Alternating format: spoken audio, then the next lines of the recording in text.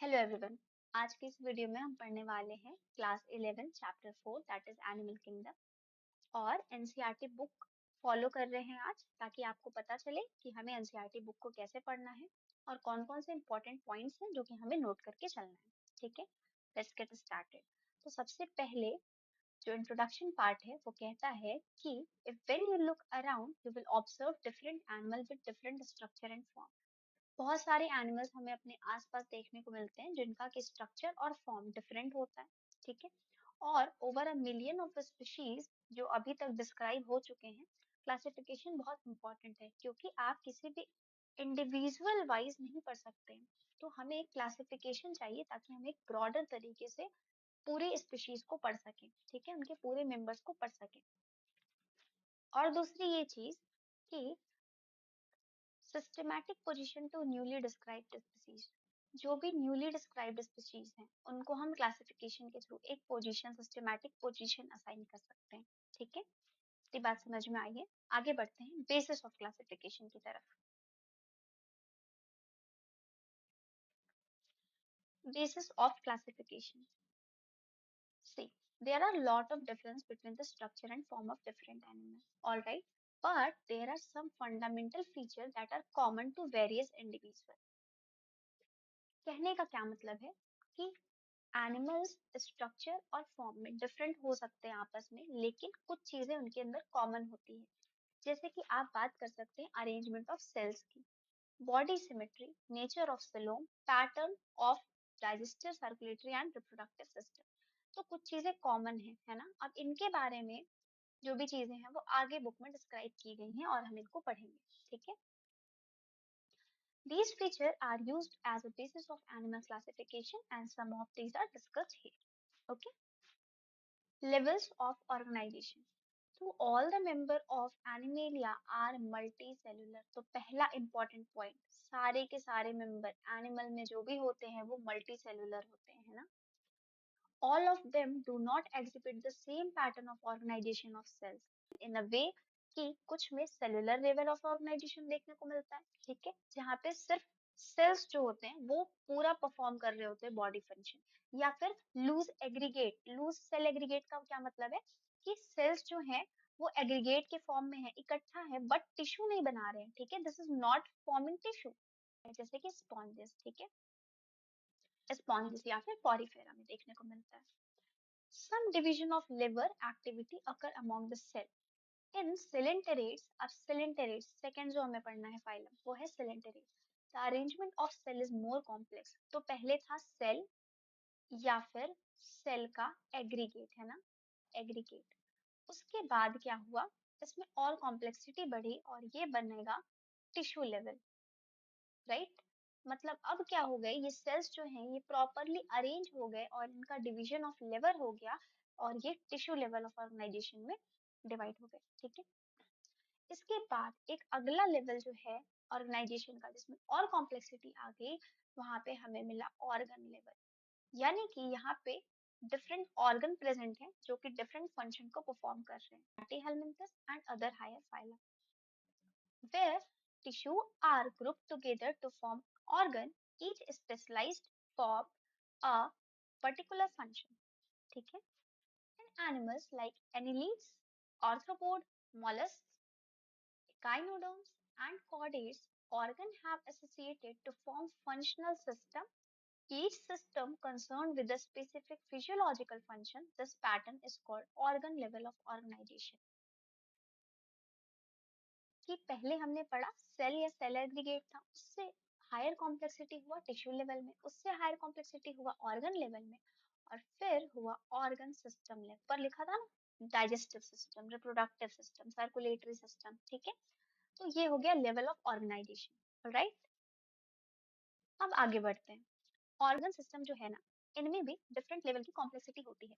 जैसे कि the digestive system in platyhelminthes has only a single opening to the outside of the body that serve as both mouth and anus, hence it is called as incomplete. ठीक है, अब समझो क्या बोल रहा है। सपोज हम बात कर रहे हैं यहाँ पे डाइजेस्टिव सिस्टम की, है ना। तो डाइजेस्टिव सिस्टम दो ओपनिंग्स हो सकती हैं, ठीक है, जैसे कि माउथ और एनस। तो कंसिडर अ ह्यूमन बॉडी जहाँ पर हम खाना इंजेस्ट करने के लिए माउथ का यूज करते हैं और फीकल मैटर डिस्कार्ड करने के लिए हम क्या यूज करते हैं, एनएस, हमारे पास एनएस होता है, ठीक है। लेकिन कुछ एनिमल फाइलम जैसे कि प्लैटीहेल्मिन्थस, इनके मेंबर्स में क्या होता है, सिर्फ सिंगल ओपनिंग होती है, इनके पास सिर्फ माउथ होता है, ठीक है। सो डाइजेस्टिव सिस्टम यहाँ पे बात करते हैं, इट कैन बी इनकम्प्लीट, ठीक है, और कैन बी कंप्लीट, ठीक है।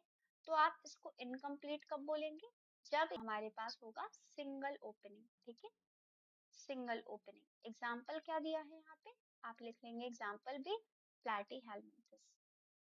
I hope everything is clear up to now.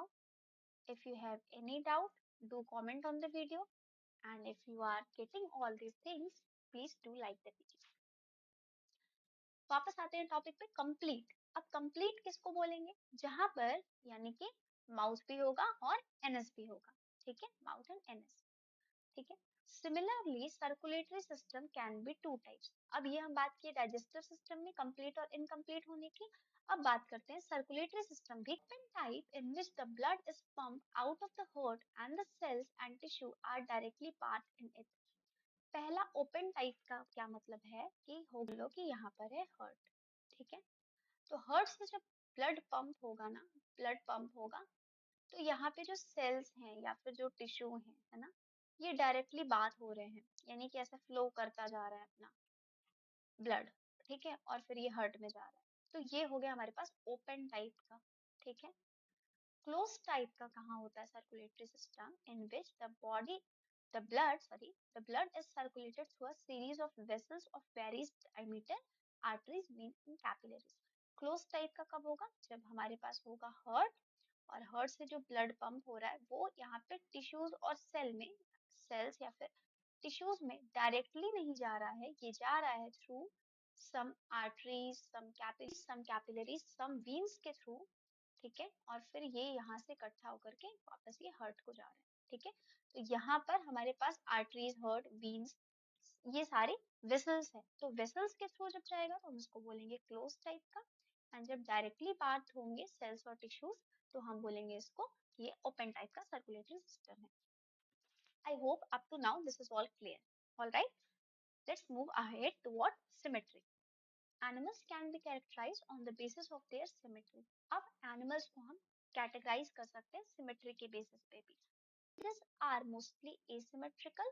That is, any plane that passes through the center does not divide them into equal halves.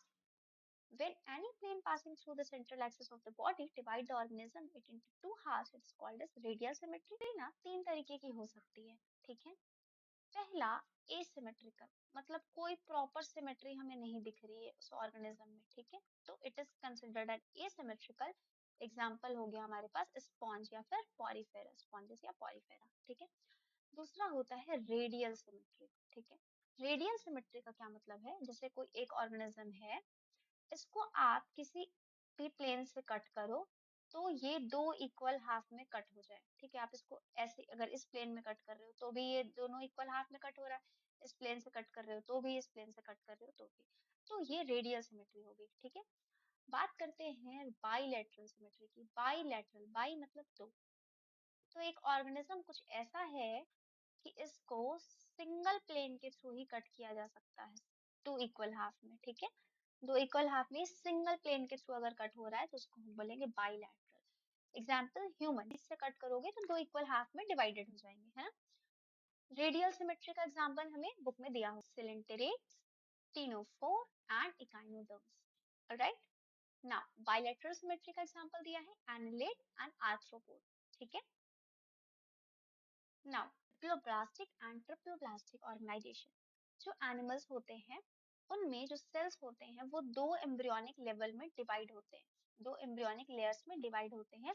External layer को हम बोलते हैं ectoderm और इंटरनल लेयर को हम बोलते हैं एंडोडर्म। आप इस डायग्राम में देखो, जो बाहर वाली लेयर है उसको बोल रहे हैं एक्टोडर्म, है ना, और जो इनर वाली लेयर है उसको हम बोल रहे हैं एंडोडर्म, ठीक है। एक और लेयर होती है जिसको हम बोलते हैं मेसोडर्म, जो इनके बीच में होता है, ठीक है। अगर एनिमल में सिर्फ एक्टोडर्म और इंडोडर्म लेयर है, मतलब बाहर की लेयर है और अंदर की लेयर है, तो हम इसको बोलेंगे डिप्लोब्लास्टिक, इनमें दो लेयर्स हैं और बीच वाली लेयर जो है वो अनडिफरेंशिएटेड है और इनको बोलते हैं mesoglea. Those animal in which the developing embryo has third germinal layer, mesoderm, in animals को हम बोलते हैं ट्रिप्लोब्लास्टिक. जैसे कि आप यहाँ पे देखो, इनमें क्या है, एक बाहर की लेयर है एक्टोडर्म, इनर लेयर है एंडोडर्म, इसके अलावा एक बीच वाली ये वाली लेयर भी है जिसको कि यहाँ पे मीजोडर्म बोला जा रहा है. ये है ट्रिप्लोब्लास्टिक एनिमल. सो डिप्लोब्लास्टिक एनिमल्स में मीजोग्लिया होता है और ट्रिप्लोब्लास्टिक एनिमल में प्रॉपरली डिफरेंशिएटेड मीजोडर्म सेल भी होते हैं. एक्टोडर्म, एंडोडर्म, मीजोडर्म, ट्रिप्लोब्लास्टिक और ectoderm, endoderm with undifferentiated mesoglea is diploblastic. Alright. Next बात करते हैं सिलोम की. सिलोम का मतलब होता है कैविटी. ठीक है. अब बॉडी वॉल में और गट वॉल में, हमारी जो बॉडी, आप ह्यूमन बॉडी कंसिडर कर सकते हैं, एक आउटर लेयर होता है ना, और हमारी गट यानी कि जो हमारा डाइजेस्टिव ट्रैक्ट है, आप उसको सपोज कर लो पूरा. तो हमारी बॉडी की वॉल में और बॉडी के गट में यहाँ बीच में स्पेस होता है ना, कि ये बॉडी वॉल है सपोज, और ये है हमारा डाइजेस्टर. ठीक है. तो इसके बीच में जो होता है ना स्पेस होता है. ठीक है. इसी को हम बोलते हैं कैविटी या फिर सिलोम. और ये भी एक बेसिस है एनिमल्स को कैटेगराइज करने का. तो सबसे पहले इंपॉर्टेंट है आप इसको लर्न करो कि सिलोम क्या होता है. The body cavity which is lined by mesoderm. ये बहुत इंपॉर्टेंट है कि मेसोडर्म से लाइंड होना चाहिए, आप उसको बोलोगे सिलोम. ठीक है. अब जिन एनिमल्स के पास सिलोम है उनको बोलते हैं coelomate. Example annelid, mollusc, arthropod, echinoderm, hemichordate, chordate. देखो, जब आप स्टार्ट करते हो इस चैप्टर को पढ़ना ना, तो बहुत सारे फाइलम्स के नाम जो है वो बार बार आते हैं, जैसे कि एनिलिड हो गया, स्पॉन्जेस हो गया, मोलस्का हो गया. तो जब आप स्टार्ट करते हो पढ़ना तो आपको ये चीजें लर्न नहीं हो पाती है ना, किसका एग्जाम्पल कौन सा है, किसका एग्जाम्पल कौन सा है. So a better way to do this is to write it properly somewhere. सारे एग्जाम्पल्स एक साथ लिखो. ठीक है. जिसमें भी जो भी एग्जाम्पल दिया हुआ है, जैसे कि मैं लिखते जा रही हूँ और आपको पढ़ाते जा रही हूँ. ठीक है. अभी तक जितना भी हमने पढ़ा है ना, मैंने लिख लिया यहाँ पे कि हमने बेसिस ऑफ क्लासिफिकेशन क्या पढ़ा, लेवल ऑफ ऑर्गेनाइजेशन क्या पढ़ा, फिर डाइजेस्टिव सिस्टम में एग्जाम्पल देखो लिखते जा रहे हैं. ठीक है. फिर सर्कुलेटरी सिस्टम में क्या होता है, सिमेट्री क्या होती है, तो आप सारी चीजें ऐसे से लिखते जाओ. Now next. In some animal, the body cavity is not lined by mesoderm. Instead, mesoderm is present in scattered pouch in between ectoderm and endoderm. Such a body cavity is called pseudocoelom, and the animal processing are called pseudocoelom. समझा कि body cavity which is lined by mesoderm है ना, तो इनको बोलेंगे coelomate. अब कुछ animals ऐसे हैं जिनमें कि ये जो मेसोडर्म वाली लेयर है ना, ये पैचेस में प्रेजेंट है. ठीक है. तो इनमें सिलोम तो है क्योंकि मेसोडर्म लाइनिंग है, लेकिन क्योंकि ये मेसोडर्म लाइनिंग पैचेस में प्रेजेंट है, ये थ्रू आउट नहीं प्रेजेंट है, इसलिए इसको बोलते हैं सूडोसिलोम. ठीक है. और सूडोसिलोम का एग्जाम्पल क्या हो गया, एस्केलमेंथस. ठीक है. ये याद रखना, ये इंपॉर्टेंट है. Now, the animal in which the body cavity is absent is called acoelomate. अब जिन body cavity है ही नहीं उनको हम क्या बोलेंगे, एसोलोमेट. जैसे कि प्लैटीहेल्मिन्थस. ये यहाँ पे प्रॉपर नोट करने वाली बात क्या है, देखो, सूडोसोलोमेट का एग्जांपल होता है एस्केलमेंथस. ठीक है. एस्केलमेंथस. और आपके पास यहाँ पे एसोलोमेट का एग्जांपल होता है प्लैटीहेल्मिन्थस. राइट. प्लैटीहेल्मिन्थस. क्योंकि दोनों के नाम में हेलिमिंथस हेलिमिंथस है, तो मोस्ट ऑफ द टाइम हम लोग कंफ्यूज हो जाते हैं कि सूडोसिलोम का एग्जांपल क्या है और एसिलोम का एग्जांपल क्या है. तो यहाँ पर याद रखो टी ए अपोजिट, यहाँ पे भी टी ए अपोजिट. तो सूडोसिलोमेट कभी भी प्लैटीहेल्मिंथस नहीं होगा और एसिलोमेट कभी भी एस्केलमेंथस नहीं होगा, दोनों अपोजिट होते हैं, उल्टा होते हैं. ठीक है. पी ए पी ए, यहाँ से आप इस चीज को याद कर सकते हो. सेगमेंटेशन की बात करते हैं. Body is externally and internally divided into segments with serial repetition at least some organ. देखो, कुछ एनिमल्स में क्या होता है कि इनकी बॉडी होती है, जैसे कि आप कंसिडर कर सकते हो एक अर्थवॉर्म, तो इनकी बॉडी में क्या होता है, आउटर लाइनिंग भी है और इनर लाइनिंग भी है, मतलब बाहर, बॉडी के बाहर भी लाइनिंग लाइनिंग प्रेजेंट है और कुछ ऑर्गन में अंदर भी लाइनिंग लाइनिंग प्रेजेंट है. ऐसे ऑर्गेनिज्म के इस फीचर को हम बोलते हैं सेगमेंटेशन. ठीक है. जैसे कि अर्थवॉर्म, एग्जांपल हो गया अर्थवॉर्म, जहाँ पे हमें एक पैटर्न देखने को मिलता है, मेटामेरिक सेगमेंट, और इस फेनोमेनन को हम बोलते हैं मेटामेरिज्म. ठीक है. नोटोकॉर्ड क्या होता है, मेसोडर्मली डिराइव्ड स्ट्रक्चर है. हमने पढ़ा ना एक्टोडर्म, एंडोडर्म, मेसोडर्म। तो नोटोकॉर्ड मेसोडर्म से डिराइव होता है, एक रॉड लाइक स्ट्रक्चर है एंड बॉडी के डोर्सल साइड पे प्रेजेंट होता है, ठीक है। Anterior, posterior, dorsal, ventral, I hope आपको पता होगा, ठीक है। अगर नहीं पता होगा तो इसके बारे में भी बात करेंगे। तो एम्ब्रियोनिक डेवलपमेंट के टाइम पे क्या होता है, कुछ ऑर्गेनिज्म में, कुछ एनिमल्स में नोटोकॉर्ड जो है वो बॉडी में फॉर्म हो जाता है, ठीक है। तो ऐसे एनिमल्स जिनमें नोटोकॉर्ड प्रेजेंट है उसको बोलते हैं कॉर्डेट्स। में ये स्ट्रक्चर नहीं है, जिनमें नोटोकॉर्ड नहीं है, उनको बोलते हैं नॉन कॉर्डेट्स, जैसे कि पॉरीफेरा टू इकाइनोडर्म्स, ठीक है। देखो, Porifera to echinoderms and after that we have chordates, right. So this is all about what we have learned today in the animal kingdom, that is basis of classification in animal kingdom. I hope everything is clear to you. If you have any doubt or you want to convey something, you can comment down